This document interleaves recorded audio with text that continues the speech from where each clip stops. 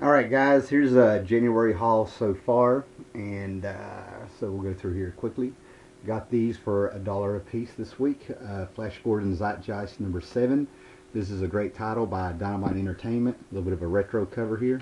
And basically what's happened is Alex Ross, who is a huge Flash Gordon fan, sort of took everything that has been Flash Gordon, the old serial from the 30s, the cartoon from the 70s, and the movie from 1980, and he kind of mixed it all up, and it's like the best of everything that was Flash Gordon.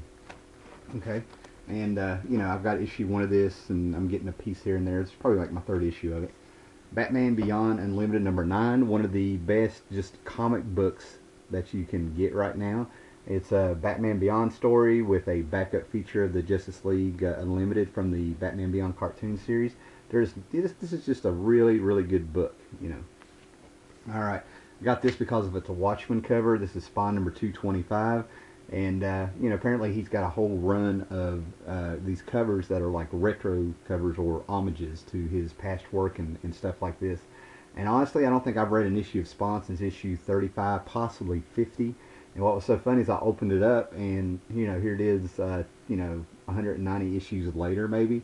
And it's still the same thing. It's the clown, it's the Spawn, and it's dark, and it's alleyways. It's cracked me up. Alright, I just wanted to check this out since it was a buck. This is the Rocketeer Cargo of Doom. I like the Rocketeer books, and this is Mark Waid writing some of the series, so I figure I'll get a little sample there, see if I want to get the other ones. Bought this at $3. Earth 2, apparently I missed number 7, but we got more New Gods, it looks like, coming up. They've just popped up in Wonder Woman by Brian Azzarello, and Earth 2 apparently is a retro story because the Wonder Woman of Earth 2 died at the hands of Steppenwolf, so there's definitely a plan here, in my opinion. He-Man and the Masters Universe number 3, I need to get number 2. I'm hearing this book is really, really well done by Keith Giffen. Alright, got this for 50 cents. I think I put this in another lot. Probably snuck in there. But anyway, I got this last month for 50 cents. Powers number 8. I think it's like volume 3 or something. Yeah, volume 3, number 8. Really great series. I don't like Brian Bendis's superhero work, but I love it when he does crime comics with mixed with little superheroes there. Got this for like $5. Action Comics number 5 in immaculate condition. An infinity cover for you for you guys that don't know infinity covers. It's where you have an image that is inside an image inside of an image. There are actually people who collect comics. That's probably a dying breed just for infinity covers. They also get them for headlight covers. Those are the tasteful big boob covers. Bondage covers like Wonder Woman Tied Up. And what I call the Spread Eagle Lois Lane comics, where if you go back and look at some of those comics, Lois Lane will be like floating underwater with a shark coming at her, but her legs are slightly spread apart and it's like a phallic image coming at her. Got this for $2. Dark Knight number 50. Denny O'Neil and Brett Blevins, but it looks like it's got Howard Chaykin, Jim Lee, Mike Zeck, and many others with a great Brian Boland cover. A Cheshire Cat with, the Joker and Batman in the back. Got this for, I can't remember, $2-3 maybe? Oh, yeah. These books here that I'm showing you, a friend of a friend of a friend ended up texting me about a lady who is it's a 45-minute drive. I found out this morning. I went and saw her this morning. I got a text at work yesterday saying that a lady had come into a post office 30 miles in the other direction and was selling comics.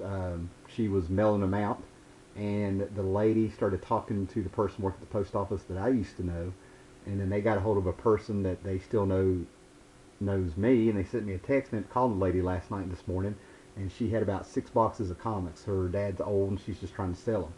She is probably going to be putting a whole bunch on eBay. I explained to her some ways to play with eBay to sell the rest of this stuff, and I'll put her seller site on the channel when she gets that started. She has a lot of great stuff. Anyway, I got this, like I said, and I talked about this. I'm not even sure if I had this or not, but, not the greatest story, but I want to be a completist. So I just got this just to be sure. It's the first part of the Death of Superman by the Triangles. I believe that's what it is, Doomsday. It's Superman Man of Steel 19. Got this for 75 cents. Action Comics 386. The home for the old superheroes. And they got a Green Lantern here with antennae. So it's what at least he looks like a Green Lantern. He may not be, but yeah, how could I pass that up? You know, it seems like I recognize some of those costumes, but it's like they remind me of the villain costumes. I don't know. I can't believe I had this for 75 cents. Justice League 122. It's an upgrade. Got this just because I'm curious.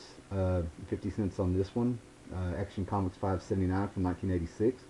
Looks like Keith Giffen and Superman take on a few fairy tales. And that looks like there's a cartoon over from Europe. I don't know if it's a German. I don't know, but it's Asterix, and I can't remember his companion. But it looks a lot like it. Maybe some people out there know what I'm talking about because I'm blank right now. Alright, Mr. AY75, hopefully I didn't get your name wrong. He actually got he got this series on his channel and asked me to review it, and I told him I didn't have it. This is DC Challenge. This came out in 85, ran through 86, and the reason it was called DC Challenge is because one team would start the story. This one is Mark Evener, Gene Colan. And what they would do is they would write their story, but they had to leave it on a cliffhanger for the next team. And then the next team had to solve the cliffhanger and continue the story, and ended on a cliffhanger. This one was passed on to Lin Wynn and Chuck Patton. And then all of a sudden, with that cliffhanger, it went to Chapter 3 by Doug Moenick. So every issue has a different team on it, continuing the story. Okay? Sorry about the glare. There's number 4. That one's by Paul Levitz and Gil Kane. Yes. Number 5 by Mike Barr and Dave Gibbons. Yep. Number 6 by Elliot S. Megan and Dan Jurgens. Number 7 by Paul Cooperberg and Joe Staton. Looks like Batman seems to be the thread common in all these so far. Chapter 8 by Gary Conway and Rick Hoberg. Chapter 9 by Roy Thomas and Don Heck. I got a feeling that'll be good. And then number 10 by Dan Mishkin, Kurt Swan, and Terry Austin. That's a team that I can't believe I passed up. Chapter 11 by Marv Wolfman, Kerry Bates, Keith Giffen, and Dave Hunt. And then in Chapter 12 apparently seems to be a big jam issue with all sorts of people there. Mark Evener, Lin Wynn, Marv Wolfman, Roy Thomas, Gary Conway, Dan Mishkin, Spiegel, McConnell, Wack, Lytle, Cohen, Mandrake, and Ross Andrew, and you know, with the great Jerry Orway cover. So this should be fun. She just threw these in because we couldn't find how much they're worth anything, but they're just ash can sets. And they look like they came out to introduce the Age of Apocalypse, which is what I got here. Now I have Alpha and Omega of this Age of Apocalypse on my shelves, and some odd issues here and there, so I just went ahead and bought everything she had of it, which I think now I have a complete set of, I think this happened around 94.